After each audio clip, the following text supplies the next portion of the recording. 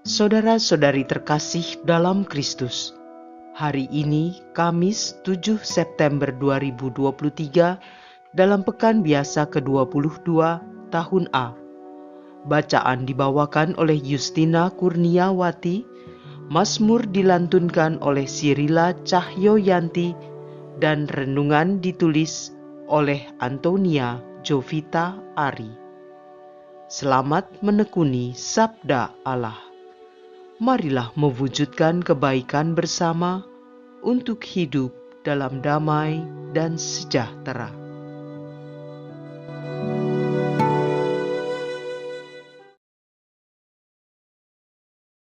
Dalam nama Bapa dan Putra dan Roh Kudus. Amin. Allah Bapa di surga, kami mengucap syukur atas anugerah kehidupan yang Kau berikan sampai hari ini. Kiranya Engkau berikan kami kemampuan untuk mengisi hari ini dengan hal-hal yang baik yang berkenan bagimu. Dan kiranya firman yang akan kami dengar boleh menjadi kekuatan dan pegangan kami menjalani hari ini. Demi Kristus Tuhan dan pengantara kami. Amin. Bacaan dari surat Rasul Paulus kepada jemaat di Kolose. Bab 1 ayat 9 sampai dengan 14. Saudara-saudara, sejak kami mendengar tentang kalian, tak henti-hentinya kalian kami doakan. Kami mohon semoga kalian menerima segala hikmat dan pengertian yang benar untuk mengetahui kehendak Tuhan dengan sempurna. Maka hidupmu akan layak di hadapannya dan berkenan di hatinya dalam segala hal. Kalian akan menghasilkan buah dalam segala pekerjaan baik dan bertumbuh dalam pengetahuan benar tentang Allah. Kalian akan diperkuat dengan segala kekuatan oleh kuasa kemuliaan Allah untuk menanggung segala sesuatu dengan tekun dan sabar, dan mengucapkan syukur dengan sukacita kepada Bapa, yang membuat kalian layak mendapat bagian dalam apa yang ditentukan bagi orang-orang kudus di dalam kerajaan terang. Ia telah melepaskan kita dari kuasa kegelapan dan memindahkan kita ke dalam kerajaan anaknya yang kekasih. Dalam Kristus itulah kita memiliki penebusan kita, yaitu pengampunan dosa. Demikianlah sabda Tuhan.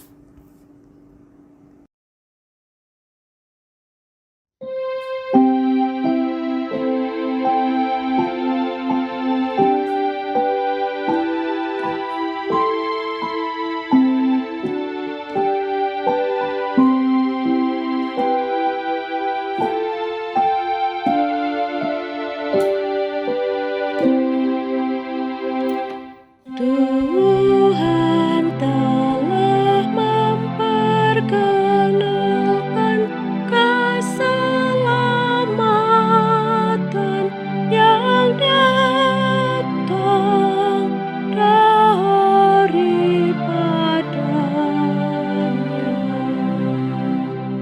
Tuhan telah memperkenalkan keselamatan yang datang daripadanya. Ia telah menyatakan keadilannya di hadapan para bangsa.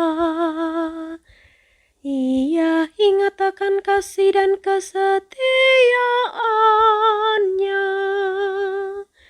terhadap kaum Israel. Tuhan telah memperkenalkan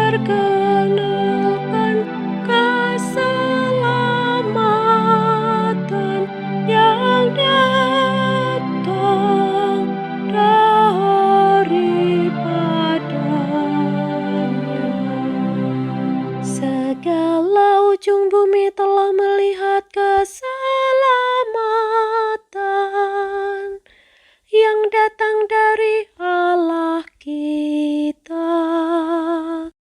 Bersorak-soraklah bagi Tuhan, hai seluruh bumi.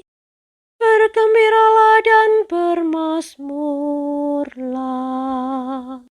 Tuhan telah memperkenalkan keselamatan yang datang daripadanya. Bermazmurlah bagi Tuhan dengan kecapi dan lagu merdu, dengan nafiri dan sangkakala yang nyaring. Bersorak-soraklah di hadapan Raja, yakni Tuhan. Tuhan telah memperkenalkan keselamatan yang datang daripadanya.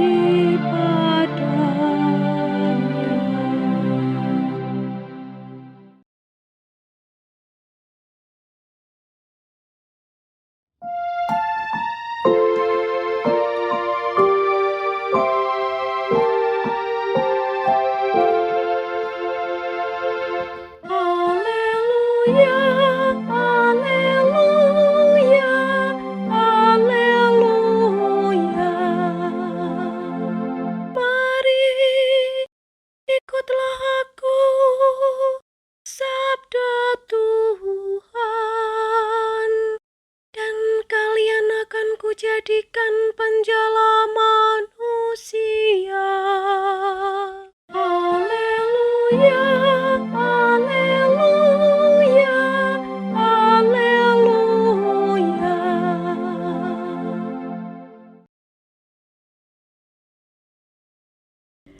Inilah Injil suci menurut Lukas, bab 5 ayat 1 sampai 11. Pada suatu ketika, Yesus berdiri di pantai Danau Genesaret. Orang banyak mengerumuni dia hendak mendengarkan sabda Allah. Yesus melihat 2 perahu di tepi pantai. Nelayan-nelayannya telah turun dan sedang membasuh jalannya. Ia naik ke dalam salah satu perahu itu, yaitu perahu Simon, dan menyuruh dia supaya menolakkan perahu itu sedikit jauh dari pantai. Lalu Yesus duduk dan mengajar orang banyak dari atas perahu. Setelah berbicara, ia berkata kepada Simon, "Bertolaklah ke tempat yang dalam dan tebarkanlah jalamu untuk menangkap ikan." Simon menjawab, "Guru, telah sepanjang malam kami bekerja keras dan kami tidak menangkap apa-apa. Tetapi atas perintahmu, aku akan menebarkan jala juga." Dan setelah mereka melakukannya, mereka menangkap ikan dalam jumlah besar, sehingga jala mereka mulai koyak. Lalu mereka memberi isyarat kepada teman-temannya di perahu yang lain, supaya mereka datang membantu. Maka mereka itu datang, lalu mengisi kedua perahu itu dengan ikan hingga hampir tenggelam. Melihat hal itu, Simon tersungkur di depan Yesus dan berkata, "Tuhan, tinggalkanlah aku, karena aku ini orang berdosa." Sebab Simon dan teman-temannya takjub karena banyaknya ikan yang mereka tangkap.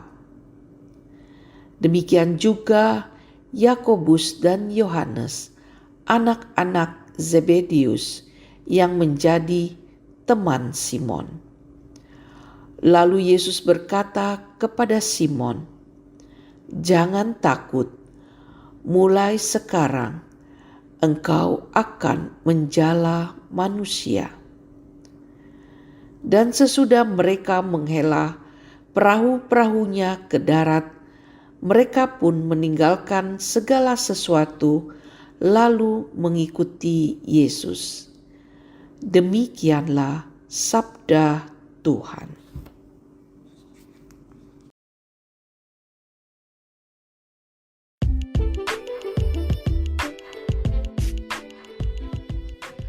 Bertolak ke lubuk hati yang lebih dalam. Renungan dibawakan oleh Antonia Jovita Ari.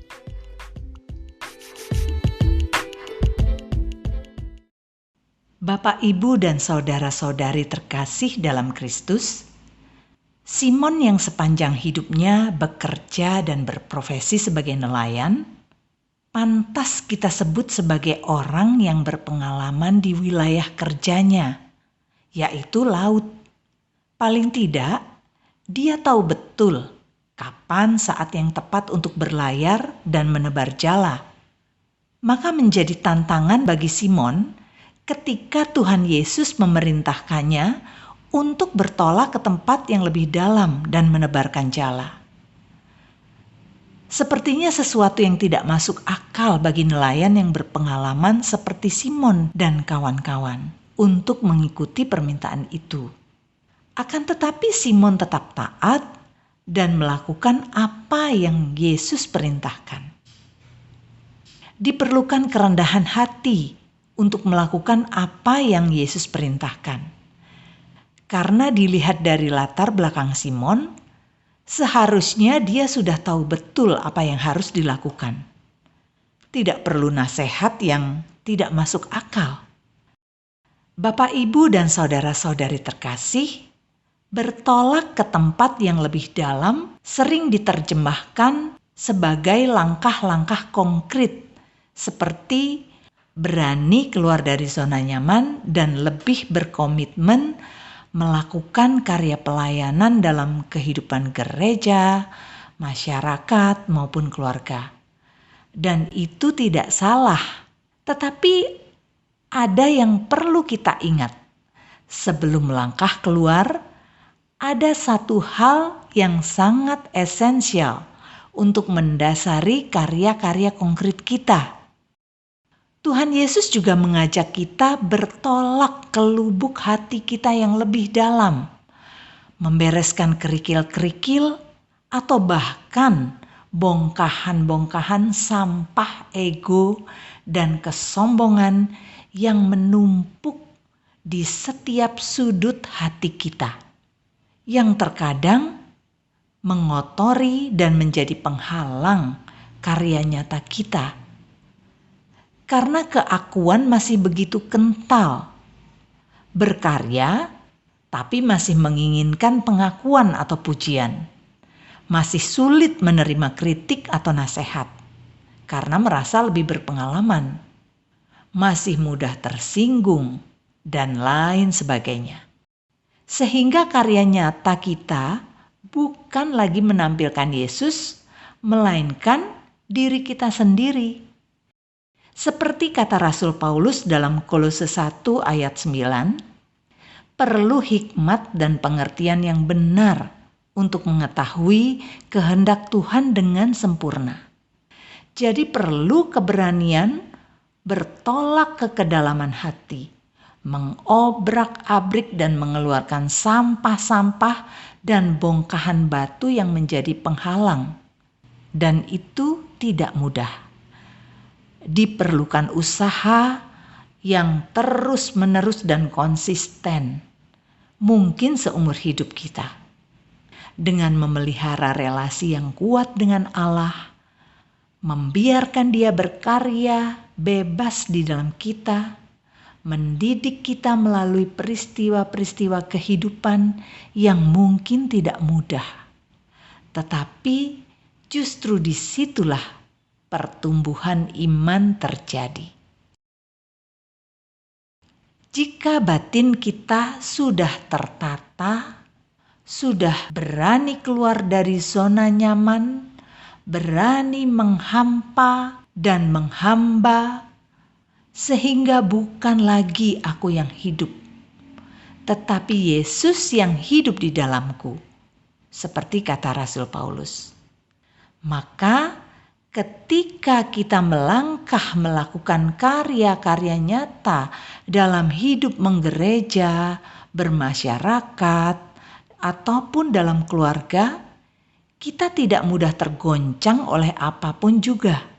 Seperti kata-kata bijak dari Mother Teresa dari Kalkuta, "If you are humble, nothing will touch you, neither praise nor disgrace, because you know what you are." Karena menyadari bahwa kita hanyalah jiwa yang penuh dosa, yang sangat bergantung pada belas kasih Allah. Tidak ada satu hal pun yang dapat kita banggakan dari diri kita sendiri. Maka pujian, kritik, atau celaan tidak lagi menggoyahkan semangat dalam berkarya. Karena bukan lagi tentang aku, melainkan tentang Dia yang telah mengorbankan diri di kayu salib karena dosa kita. Sehingga kita mampu menghadirkan wajah Tuhan dalam setiap langkah laku kita. Marilah berdoa. Allah Bapa yang Maha Rahim, ampuni segala kelemahan kami. Kiranya rahmat-Mu memberi kami keberanian untuk masuk ke kedalaman hati kami, membuang bongkahan sampah ego, kesombongan dan cinta diri yang menumpuk di setiap sudut hati kami, sehingga Engkau dapat bersemayam dengan tenang di dalamnya. Demi Kristus Tuhan dan Juru Selamat kami, yang bersama Dikau dalam persatuan dengan Roh Kudus, Allah sepanjang segala masa. Dalam nama Bapa dan Putra dan Roh Kudus. Amin.